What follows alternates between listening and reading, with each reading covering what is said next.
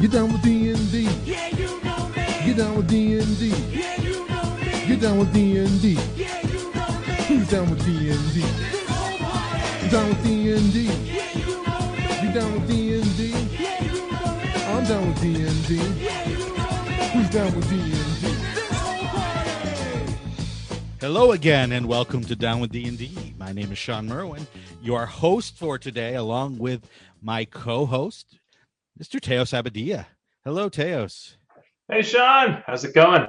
It is going swimmingly well. I am looking forward to 2021, probably like a lot of people are.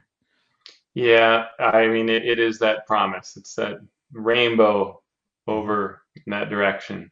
Right. With a vicious, rabid gnome at the end of it, probably.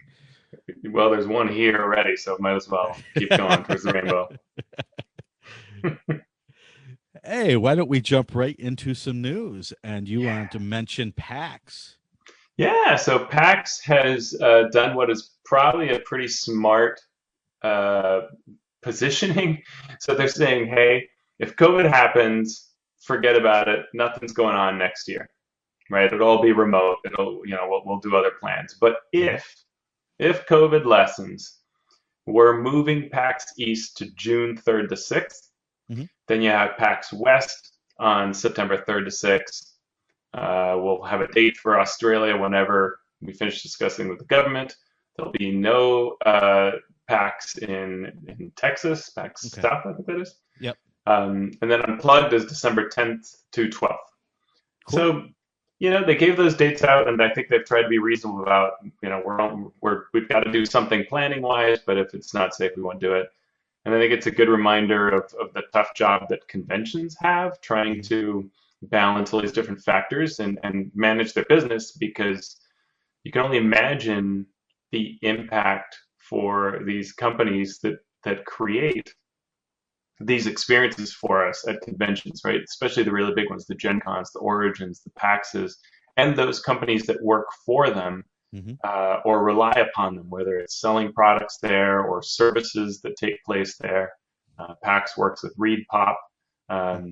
These are huge impacts for these entities that we think of as just always being around, right? There'll always be Gen Con. Well, this is pretty hard for an entity like that. Yeah, I mean, if you had told me 5 years ago, even 2 years ago, yeah, there's not going to be any Gen Con next year, I would have thought, well, for what reason would that happen? It would have to be pretty, catastrophic in like the city itself. Something must have happened in the city, right. Whereas now this is happening world over. Yeah. And yeah, it is tough. And it also makes me wonder what sort of role online play will have going forward for those conventions.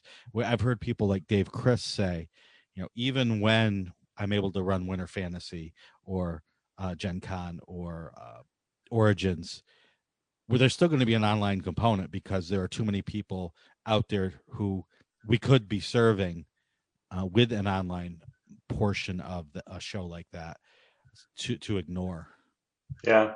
And I think there's a mix of that. I mean, even way back when there was, an incidence of illness at PAX West, and I think it impacted how many people went the next year. And so I think that even if we have robust vaccination going on, there are going to be a number of people who think, yeah, maybe not this year, or maybe not even the next year. So we'll see how it goes, right? But yeah, I agree with you. There's going to be a healthy online component to, I think, all of these conventions. Yeah. And even if, because of the pandemic and maybe a slow response with vaccinations, even if there's like 3 people and a set of dice, playing Fatal, somebody's going to be there wanting to play just because it's a game. Yeah.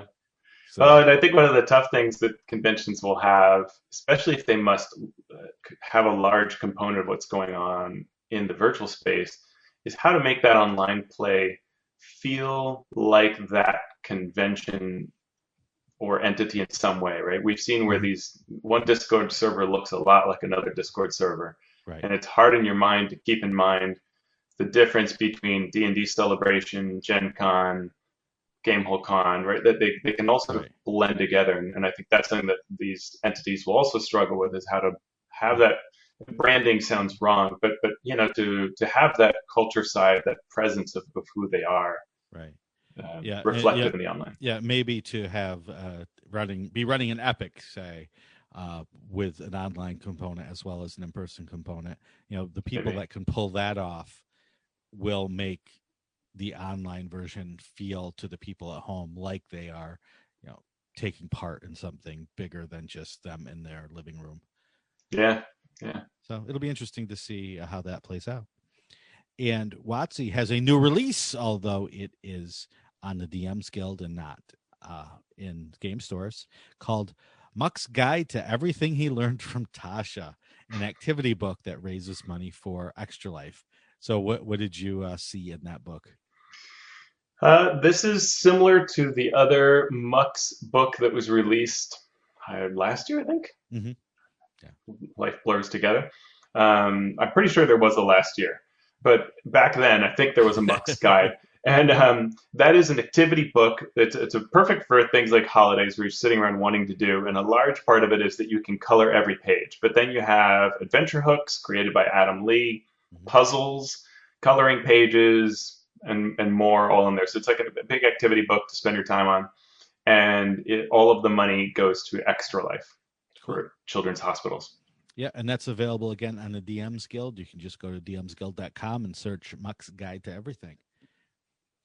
Over the last week, Mr. MT Black had a blog post about writer output, looking at legendary writers of fiction and comparing that, how many words they wrote compared to how much a game designer might want to put out during a session in order to get in a good day's work. This is always interesting to me, coming from a fiction writing education, how these things we do are similar and different from a fiction writer. What did you think of the article? Yeah, I welcome this because I do sometimes wonder. I mean, I know through friendships the output of some people in our industry that's just incredible, right? And you and I are probably thinking of the very same person, Rob Schwab. Yep, yeah. I mean, the legendary machine. I don't know what the words are, but it's a lot. And then people like me. But it was funny because when this article hit, and I was looking at this, Hemingway wrote about 500 words a day, Anne Rice about 3,000 a day. And I was talking about it with my daughter because she has a project where she has to write 4,000 words. She was like, well, how much did you write today? I'm like, I don't know. And I went and looked, and I was like, 3,700. Mm-hmm. And I didn't spend the whole day on it, but I was like, Right. because I rewrote this big section of a thing. And so I was kind of surprised, and it was good for me to think, wow, okay, so I can hit that upper level because I feel very inefficient when I write. Like I like what I write, but it takes me a while to work through it. So yeah, I think getting past that fear of inefficiency is the first step in being efficient, if that makes sense, because everyone writes differently and every project has a different need depending on where you are in the project. There are going to be some days when you're working on a project, and this is true probably in game design as much as in fiction, where you end the day with fewer words than you started. So you're actually losing words, but that's the point. Yeah. You're losing words that you don't need to make the product better, or you're losing words that are bad in order to start writing words that are good. So I've always found that how many words per day, especially in game design, can be a little bit of an illusion, where I have had days where I've sat down and I think my record is like 15,000 words in a day, and that is sitting down in the morning and then going straight through. If I'm on a project where there's a lot of math involved, or it's more, tinkering with rules or getting a stat block for several monsters, if I can get 1,000 words, I'm happy.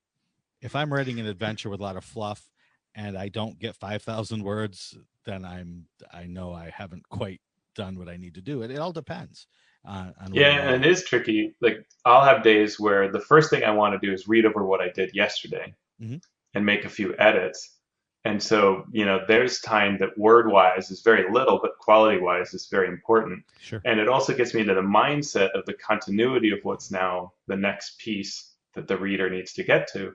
And so it's all very beneficial, but none of it is many words, but I might spend an hour on that.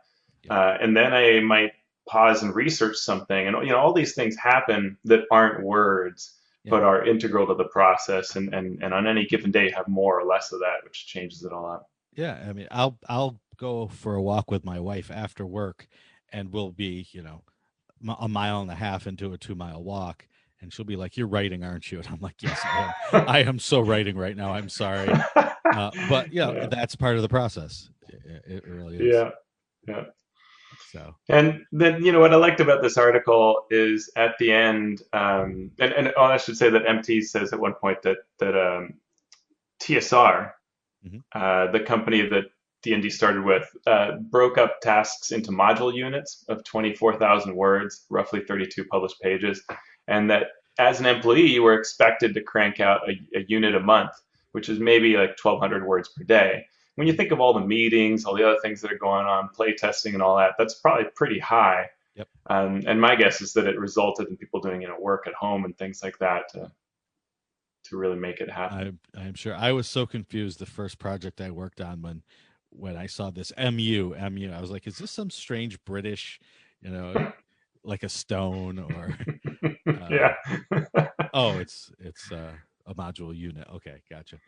Yeah, but MT thinks 1,200 words a day is probably a good initial thing to sort of shoot for, Hmm. and it's around an average between that sort of Hemingway and Anne Rice Yeah, extremes. So it's an just interesting ballpark. somewhere between Hemingway and Anne Rice is where you want to be. Somewhere you can just do I that. guess.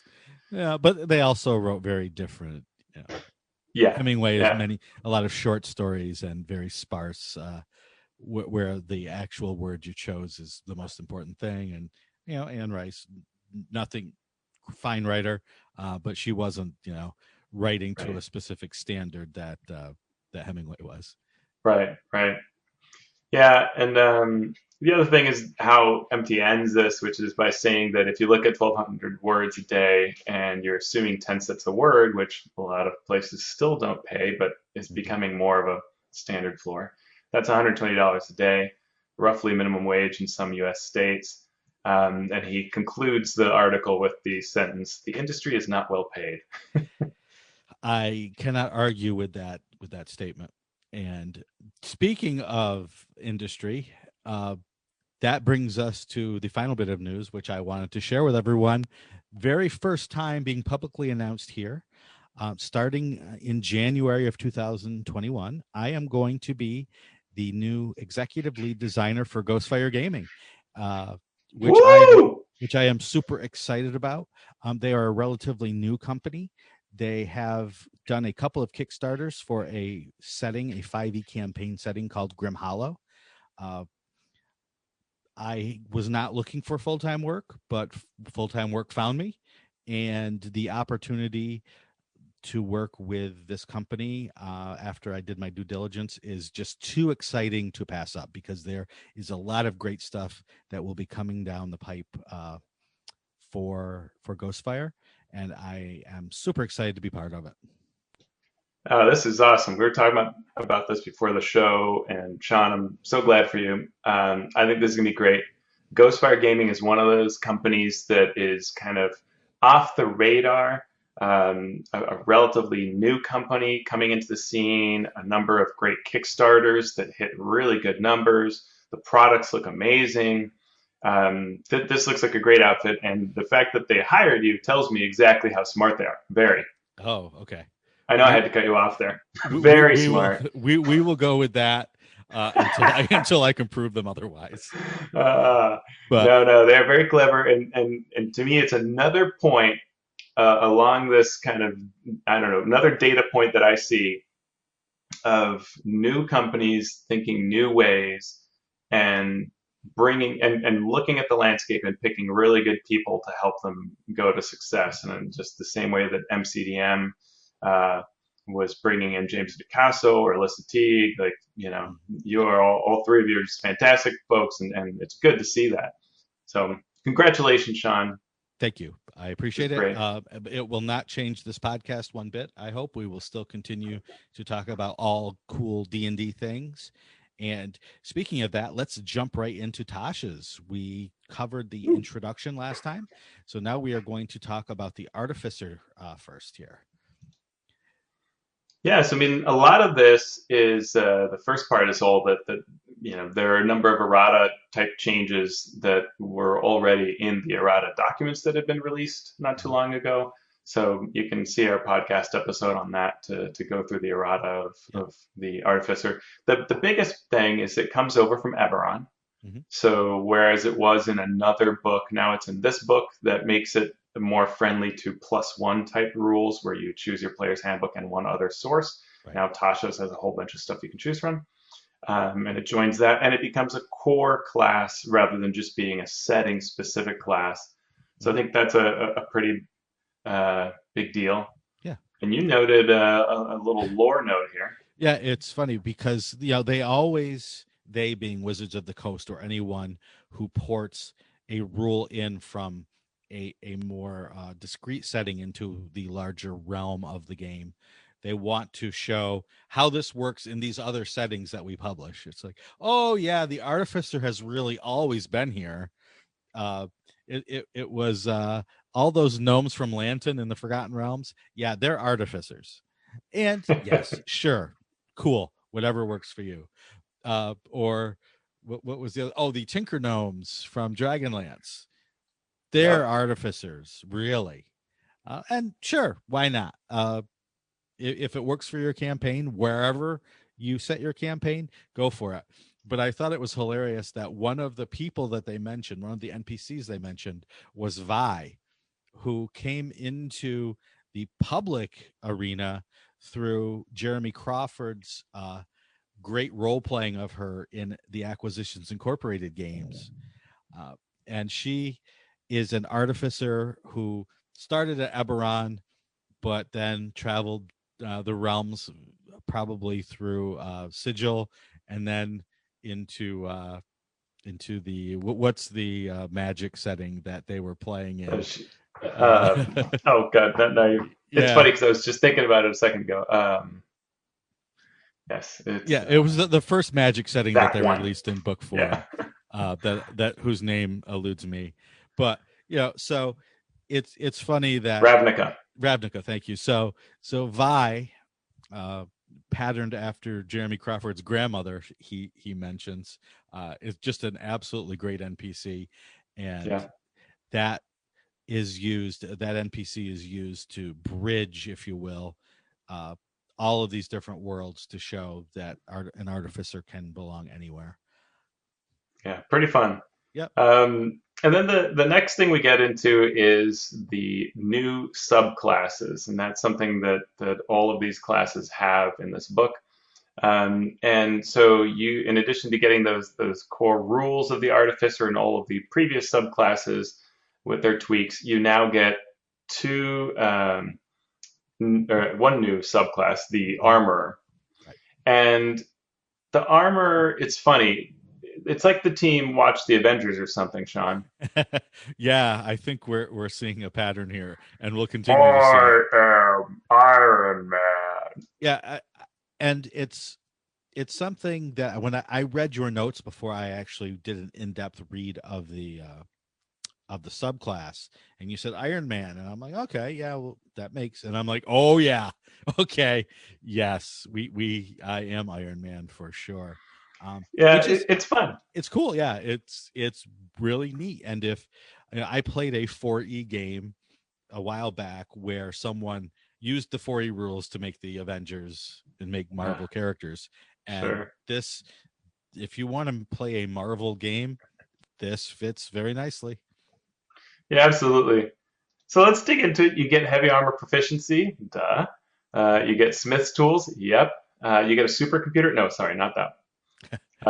You get some spells that reflect the kind of concepts that are going on. You have magic missile and mirror image and fire shield and things like that.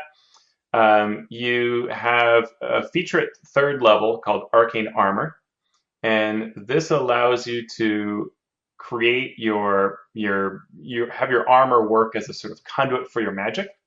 If your armor would have a strength requirement, you can disregard it. That's pretty cool. It works as a spellcasting focus, so you don't have to worry about something in another hand. And you can doff or don your armor as an action. So that's kind of cool. And then at level 3, you get the armor feature, and here's where you start tinkering with it. And you can customize your armor and choose a package of what your armor provides for you. And you can change this package choice with a short or long rest. And the two that are given here, you can envision others, but Guardian or Infiltrator. Guardian gives you Thunder Gauntlets. So your gauntlets and your armor are simple weapons, and you deal thunder damage when you hit them. You have a defensive field, which has a bonus action. You can gain temporary hit points equal to your level in this class, replacing temporary hit points you already have. You can use that bonus action a number of times equal to your proficiency bonus. So we see that mechanic they talked about with the proficiency bonus. Yeah, since we're really doing a deep dive here, I thought that wording was either odd or very, very specific. As a bonus action, you can gain temporary hit points. Okay, so it does not automatically replace temporary hit points you have. They were very specific about can recently. So you do not have to. But if you take out that armor, better source. Right, you might have a better source, so you do not have to replace those. And then the Infiltrator is slightly different than the Guardian. With the Infiltrator, you can get, rather than having those Thunder Gauntlets that do melee damage, you can gain essentially a simple ranged weapon that consists of a gem-like node that appears on your fists. Has a range of 90 feet or a long range of 300 feet and does 1d6 lightning damage on a hit. And then once on each of your turns, you can deal an extra 1d6 lightning damage to a target that you hit. I have to think, 300 feet, is that necessary? Not really. It's that sort of range, especially when you are dealing with grids. Rarely you can't fit that on a grid. So that's one of those things that theater of the mind, it can work, but it's almost like a design disadvantage, right? Like it's almost like as a DM, I don't want anyone having, like, 120 is already pretty long. 300 feet, like, that's where, like, you start messing with they're on the other side of the castle, you say. I mean, can I see them? Right. You can see them. Well, then I'm going to attack them. What? How? Why? Yeah. Okay.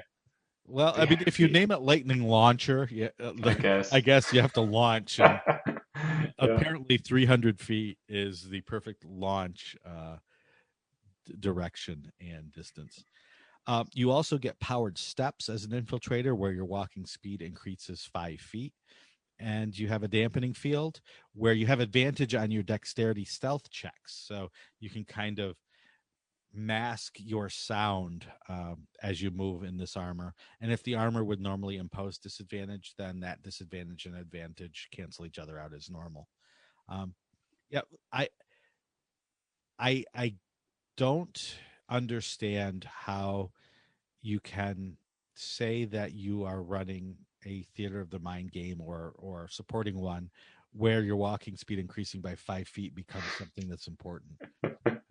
It's just it's tough. Dampening field, cool, why not? It makes sense. So at 5th level, as the armorer, you get your extra attack feature where you can attack twice rather than once when you take the attack action. So this is the melee Artificer build. Do you want to cover armor modifications. Yeah, so at 9th level, you learn how to attach your Artificer infusions to your Arcane Armor, and now each of your armor pieces can bear an infusion, and that's the boots, helmet, and weapon. So each of those can have infusions, and you also increase the maximum number of items you can infuse by 2, but they have to be part of your Arcane Armor. Right. So what that breaks down to is you can infuse separately 4 pieces of your armor: the armor itself, the chest piece, the boots, the helmet, and the weapon. Which, if you are going to try to make the Artificer stand up as a melee fighter with the Barbarian and with the fighter, I guess you kind of need to do that. So it'll be interesting to see how that plays out. As you get into higher levels, I want to see how, really tactically minded character builders what they can do with that. Yeah, and it's also that sort of thing where you take infusions that to me often felt like you do this for another party member, and now your class is really saying you do this to you. Yep. Right, so it's that self-power-up issue, which in 3rd edition was often very problematic for play, where people sort of expected you to be playing a role that bolsters others, and then they were like, well, actually, I'm going to spend the first 3 rounds of combat casting spells on myself and become a full attack fiend thing. Yep. Yeah. It's definitely different than what you see in a lot of artificers, at least artificers that I've seen play. They've definitely been more about buffing than about doing things unto themselves. So at 15th level, you get perfected armor. So your Arcane Armor grants you additional benefits. If you are the Guardian, you can pull a huge or smaller creature that you can see to you if it ends its turn within 30 feet of you as a reaction. It gets to make a strength saving throw to resist that pull. And then if you do pull it to within 5 feet of you, you could make a melee weapon attack against it as part of the reaction.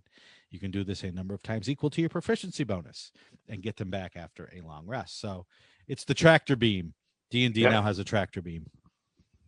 Yeah, and then the Infiltrator gets the ability that when you have damaged something with your lightning lure, you can force them to shed dim light. They have disadvantage on attack rolls against you, which is sort of interesting.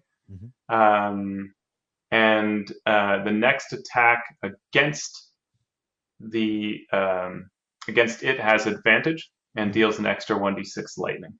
So it's guiding bolt, but for the Artificer there. Yeah, I'm fine with that. 15th level, all bets are off. It's reasonable. Yeah, though, I mean, I don't know. I think it could be even maybe a little stronger because it is just, it's sort of, it's a once thing, right? But for the Infiltrator, and the tractor beam is not necessarily huge in a lot of combat. So I don't know. For level 15, this felt to me more like a lower level benefit. Yeah, no, I can't argue. Actually, well, one thing with Infiltrator, it looks like this is. Oh, is this always? It looks like it's always. Yeah. Oh, that's something you can do every time. Whenever you do. Yeah. So when then they take damage, it's just an extra bonus. So that is pretty strong for Infiltrator. For Guardian, then the tractor beam becomes. How many times do you really need to do that? And it's even limited by your proficiency bonus. Right. I mean, it's the sticky tank versus the person that's trying to stay away and not take damage, right? Yeah. So the Guardian, pull it to you and pound on it. The Infiltrator is I shoot you from a distance, and now I've made it harder for you to hit me. So you may as well not even try to come near me. Yep. So what do you think? Do we want to talk about the Barbarian? Yeah, why don't we? We'll just cover the sort of new things. The first new thing with the Barbarian and with most of the classes here are new optional class features. And I had a question about this, Teos. Maybe I'm misreading, or maybe I missed something somewhere. These new optional class features, they say you gain class features when you reach certain levels. In this section, we offer additional features that you can gain as a Barbarian. Unlike the features in the player's handbook, you don't gain the features here automatically. Consulting with your DM, you decide whether to gain a feature in this section if you meet their new level requirement. These features can be selected separately from one another. You can use one, both, or none. So this isn't, rather than getting something Yeah. at third level, you also get this if your DM says okay. Yeah, it's Merry Christmas. Is that Um, yeah? I am yeah, reading that. I did the same thing you did. I looked Okay. at this and I was like, what? You didn't. And then I went back to like try to find some general section where it would have guided me on this, and there Right. wasn't anything. And I thought it was very bizarrely written that it doesn't say to you more than what it says here. So, yes, these are added benefits that the DM decides whether you get, and they could say get them all or get some of these, but it is bizarre that just it's just like, hey, Yeah. barbarians now get 2 new things. Okay. The first new thing the barbarian gets, if the DM allows it, is Primal Knowledge, where at third level and again at 10th level, you gain a proficiency in one of your skill choices that are available to barbarians at first level. So 2 extra skill proficiencies by the time you reach 10th level. At 7th level, it's Instinctive Pounce. So 7th level barbarians, as part of the bonus action you take when you enter a rage, you can move up to half your speed. And I can understand these aren't horribly powerful, Yeah. and could come in handy, especially for barbarians, where you may start at a distance and you want to close that distance quickly. That is a perfectly cromulent 7th level Yeah. barbarian feature, I would say. Yeah, and yeah, these are all fine. It's interesting. It's just interesting because one of the things we said a long time ago when we were talking about Tasha's being announced is that worry that you then need this book, right? Or that the book is so full of candy that the game becomes complicated as a where do you find the rules, right? Right. And you'd love to say to people, and this has been a sort of 5e mantras that you could say to someone new, just get the player's handbook.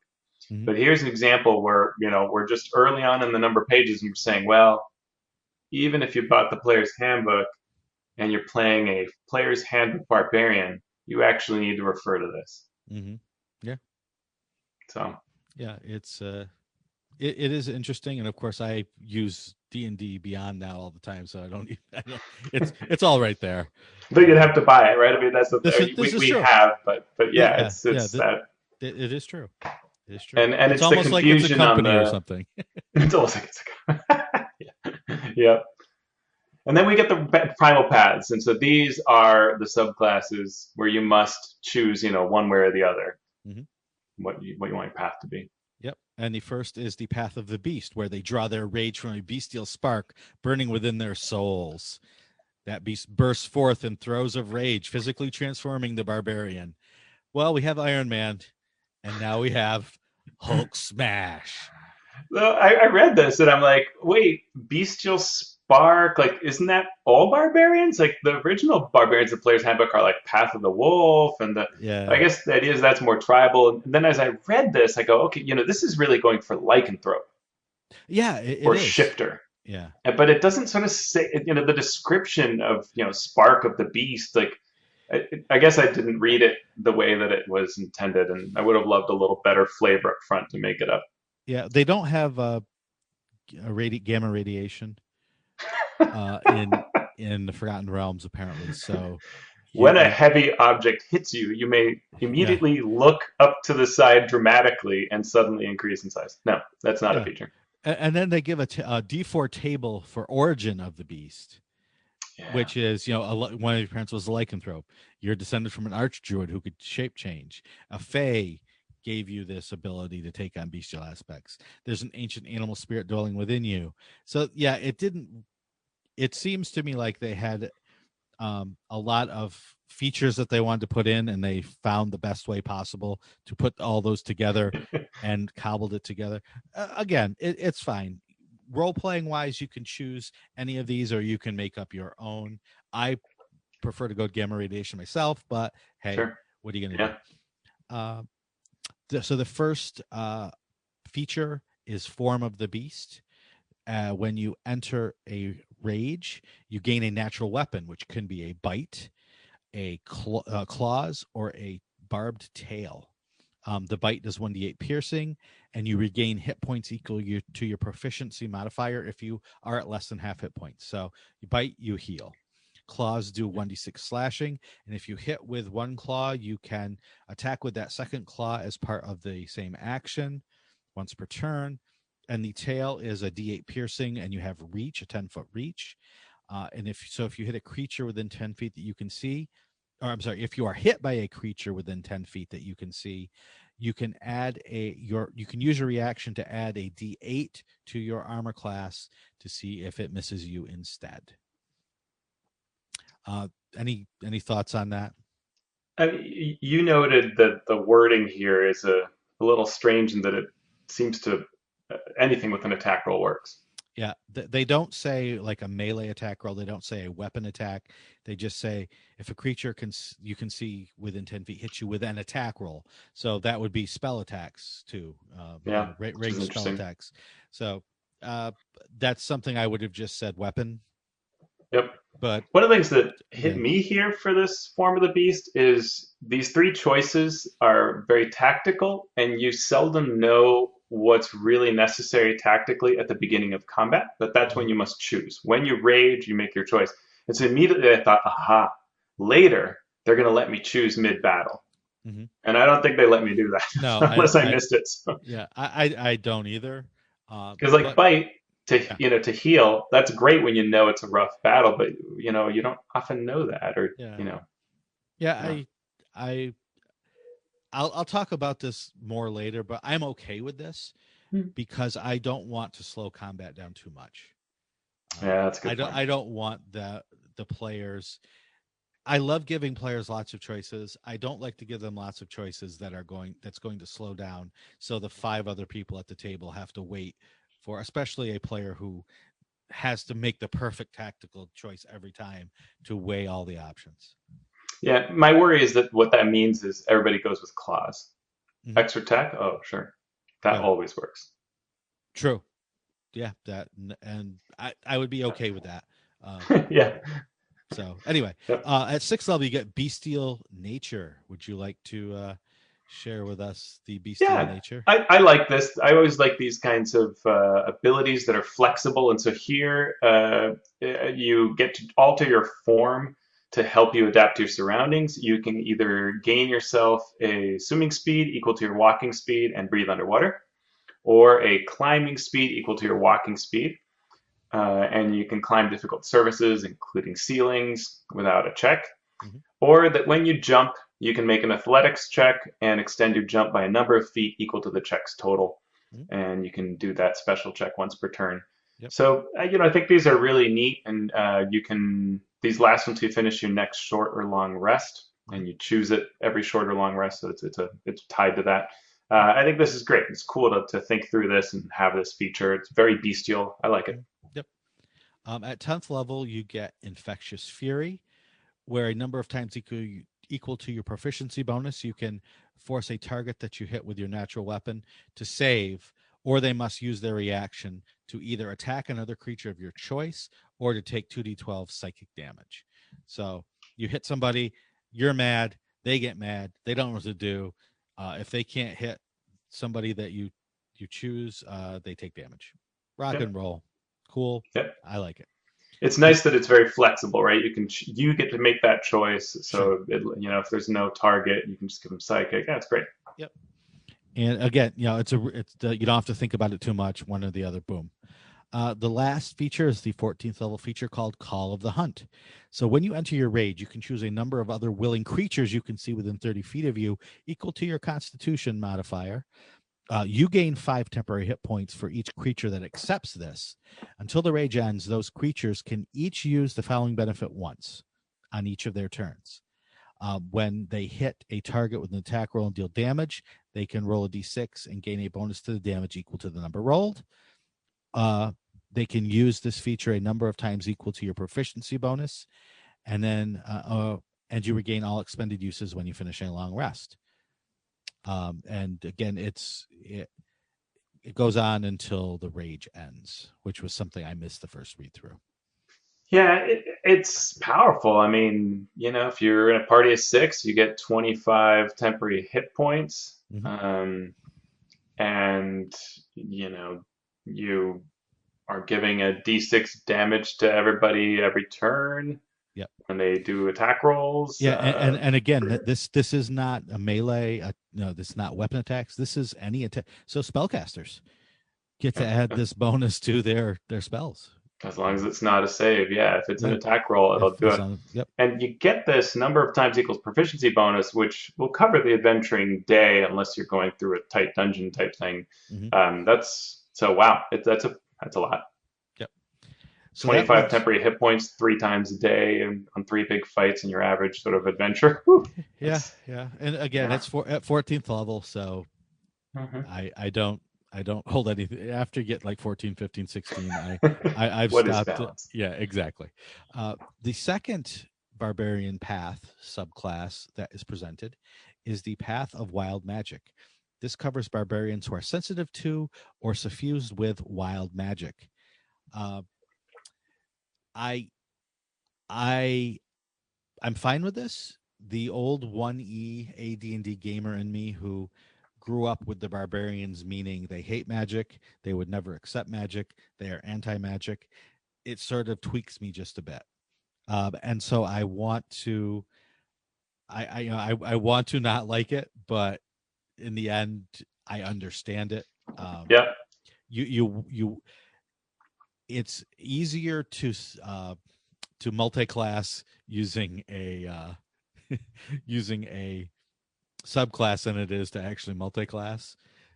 So I don't begrudge the designers anything they do to try to make the same sort of class different using these subclasses. It's just funny to see barbarians that, have often been associated with paths of destroy magic items and be completely anti-magic to be on the side of you super infused yourself with magic. But okay. Yeah. Okay. Why not? Yeah. At third level, the first feature is magical awareness, where as an action, you can know the location of any spell or magic item within 60 feet that isn't behind total cover. And you know the school of the spell because, I don't know what detect magic without casting it. You're that attuned. Okay. You just know. Although it's just so antithetical to this normal barbarian sort of thing. I can totally understand knowing the location of a spell or magic item. You can just feel it. Right, but the school. But knowing the school, that seems to be a little bit too on the nose. But okay, why not? Also at third level, you get Wild Surge. When you rage, you roll on a wild magic chart. Now, this chart, they're all good results, as Teos notes in our show notes. But one is better than the others. Number 3. Teos will tell you that if you roll number 3, that is the best one of all. And Teos, do you want to let us in on why that is? Oh, because you conjure an intangible spirit which looks like a Flumph or a pixie, which of course we're going to go Flumph. It appears within 5 feet of one creature of your choice. You can see within 30 feet of you, and at the end of the current turn, it explodes. So you get exploding Flumph spirit. There's some really weird lore here. Whoever came up with this, like we're going to bring a spirit. It's going to be a Flumph or a pixie only, and then it's going to explode seconds after you invoke it, and then it can deal a bunch of damage within 5 feet. Yeah. And until your rage ends, you can use this effect again on each of your turns as a bonus action. So you just a stream of exploding flumps. Yeah, I mean, or shadowy tendrils lash around you, and each creature that you can see within 30 feet must succeed on a con save or take 1d12 necrotic damage while you gain 1d12 temporary hit points every round. Well, and here's the interesting thing is that one doesn't say exactly what happens. I'm guessing that just happens once. I don't know. Because that one, it just says tendrils lash around you, but it doesn't say when it ends or... But if that's every round, that's really powerful. Yeah, I mean, I guess I would say that it has to only be the first time you rage. Yeah. Because at third level, that's nuts to be able crazy. to do that every round. And so I think we've just described one of my problems with this, which is when the more you add, the more complicated things get, the more questions there are, and the slower it goes. So now think when you're running say you're a DM, and especially if you run at conventions or run for strangers where they just bring their character to the table. How many times have you had the barbarian at the table go, I rage, I do this, I go up and attack. Hopefully it takes like 30 seconds and you're done. Right. And now it's I rage. Oh, let's roll the 1d8. Oh, do you have the table handy? No. Okay, let me pull it up. Oh, here, okay, my chart. Oh, look. And now I have to read 3 sentences and make a ruling on it's just too much. There's too much latency there. Yeah. And I'm with you. And with wild magic sorcerers, the DM can choose not to have them roll in most cases. So if it's a situation where time is of the essence and you just don't want to deal with it because you're running late or the fight's almost over and you don't need one more thing going on to slow it down, there's not that choice. It's you do it. What I do like about it is that they've made it all positive. So like if it's a thing that can harm creatures, it won't harm your players, right? That's one problem that often has happened to these kinds of tables, is that it has an impact on your characters. And so it's all this talking and discussion. So in general, while you do have to look at it and know what it does, and there are 8 of them, which is maybe a bit too many, they at least are pretty pointed in what happens. But I agree, this is the kind of thing that does make the game a bit sluggish. It's cool, but it's sluggish, especially if it's happening every time or even every round on top of everything you're doing. That's a lot. Yeah, more than once I've had a player say, "Oh, we had a TPK." I was like, "What was it?" Thinking dragon, thinking beholder. They're like, "Wild magic sorcerer." I'm like, "Okay. Yeah, okay, that makes sense." At 6th level, this path of wild magic gives you bolstering magic. So you can harness your wild magic to bolster yourself or a companion. So as an action, you can touch one creature, which can be yourself, to gain the following one of the following benefits of your choice. For 10 minutes, the creature can roll a d3 whenever making an attack roll or an ability check and add that number to the d20 roll, or roll a d3. The creature regains a spell slot, the level of which equals the number rolled or lower. Once a creature receives this benefit, they can't receive it again until after a long rest. So you can recharge your wizard or cleric. I don't love that. Or you can add for 10 minutes a d3 whenever you or the person you touch makes an attack roll or ability check. So we have a bard and a wild magic barbarian. So now do we get the d4 and the d3? Do we get the d6 and the d3? Well, and you're doing this number of times equal to your proficiency bonus per day. That's too much recharging of spell slots. Spell slots work exactly as they're written, and as soon as you start giving a bunch of them back, the power really does increase, right? It's just and the way that the game is trending, you never, once you get past 3rd level, you never run out of spell slots, because there's usually like 2 or 3 combats and that's it. And but what I will say is this empowers you won't if you're being kind of if you're monitoring it. So I think what I would say is, because I think they're set at a pretty good level, but as soon as you allow more of them with pearls of power, with features like this, it means that spellcaster can go way stronger. They can counterspell a lot more. They can banish more. They can do the annoying things way more often. Yep. Or classes that are meant to have very few, which I don't necessarily love, but the warlock suddenly have a much greater cycling of spells, right? And warlocks have so many spell choices often, but very few slots, and so this just messes with all of that. I do agree. And I mean, even the first one, first of all, D3. Why? Just do the D4. Right, the D4 would have been fine. Just are you trying to sell D3s? Because I don't know. Anyway, Unstable Backlash is the 10th level feature, where immediately after you take damage or fail a saving throw while raging, you can use your reaction to roll on the wild magic table and immediately produce the effect rolled. This effect will then replace your current wild magic effect. I don't really have much to say about this other than really we need to roll on it again. Yeah. If you're not a fan of it to start with, it's just one more thing you're not a fan of. I understand that players like chaos. I am one of them. As the DM, it's just one more thing to keep track of, one more thing to slow the game down. I don't mean to be it's negative, also that just, this one, I think this is even worse than the first, because the first is at least on your turn, and if you're on it, you are in the I rage, this is what happens, here we go. You could be pretty prepared for that. But this one, because it's a reaction, it's happening in the middle of some other of the DM's turn, and you stop and pull that sheet out again and roll and yeah. Do I want to do it now? How about now? How about now? Do I want to do it now? Because you can imagine, like, okay, so I got hit, I roll, oh, I got the exploding Flumph. I'll put it over. Let's see, where should I put it, guys?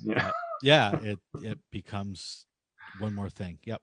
And then Controlled Surge is the 14th level feature, where whenever you roll on the wild magic table, you can roll twice and choose which of the two you want. And God help us, if you roll the same number on both dice, you can ignore the number and choose any effect on the table. So now it is not just, okay, I'm going to roll twice. Oh, I have these two choices. The table enters into the discussion about how we're going to do this. Now, I rolled 2 1s. Which of these 8 should we do? Oh, let me see the chart. Oh, well, if we put this Flumph here, no, wait, if we do, it becomes an endless discussion of what to do. And if you're into that stuff and your rest of your group is, rock and roll, do it up. But in my experience, that getting all the players to buy into that sort of game, especially when it really slows down at, say, 14th level, is something that can make a game slow down immensely. Yeah, it can. And if you're going to play this path, that's great. You don't have to listen to us in terms of whether it's fun or not. This can totally be fun, but you'll want to find a way to be efficient, right? Put them on cards or something like that, and be ready to do it so that you deploy it really quickly and then take up the least of time. And as the DM, if you have a player that wants to do this, by all means, let them play. Just know what you're getting into ahead of time. Maybe warn them about some of the pitfalls that we've discussed so you can clean it up and keep the game moving at the pace that you and your players want to move at. Yep. Guess what, Teos? Tell me, Shawn. We just did a whole episode and we never even got to Rime of the Frost Maiden. But you know what? I think we did a really good job of covering these two things. Yeah. So what we will do next week is we will take it easy on the Tashas. We will maybe just cover the next. And get through a bunch of those chapter 2 places. And then we will zoom through some chapter 2 Rime of the Frost Maiden locations. So sounds good. Thank you everyone out there for listening. The good news is there were no spoilers for Rime of the Frost Maiden this episode, so you could listen through the whole thing. Listen to the whole shebang. And thank you to our patrons who have gone to patreon.com/MMP and pledged a few bucks to us a month so we can pay for hosting and all of that good stuff. And if you're a listener, we appreciate you being there to discuss D&D with us. We've gotten a lot of great Twitter comments, including one that I'm going to talk about next week when we get back into Rime of the Frost Maiden. You can share our link. You can share our podcast on your social media feeds, and we do appreciate it. And speaking of social media, Mr. Abadia, where can people follow you? I can be found on Twitter at AlphaStream. I visit the Misdirected Mark forums, and I maintain a blog at alphastream.org. And I agree, it does help us greatly when you share our podcast And if you can and haven't done so before, if you go and rate it, that helps us as well, so it shows up in people's searches. Absolutely.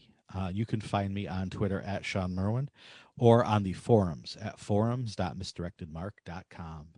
Down with D&D is a Misdirected Mark production, the media arm of Encoded Designs. So, Teos, what would you like to do now? Let's go kill some monsters, but hold on. First, I got to roll on this table. Let's see. Can you pass me a D3? What is a D3? You just cut a D6 in half. Oh, yeah. Got it. Hold on. Let me go down to the shop. Get down with D&D. Yeah, you know me. Get down with D&D. Yeah, you know me. Get down with D&D. Yeah, you know me. Who's down with D&D? This whole party. You down with D&D? Yeah, you know me. You down with D&D? Yeah, you know me. I'm down with D&D. Yeah, you know me. Who's down with D&D?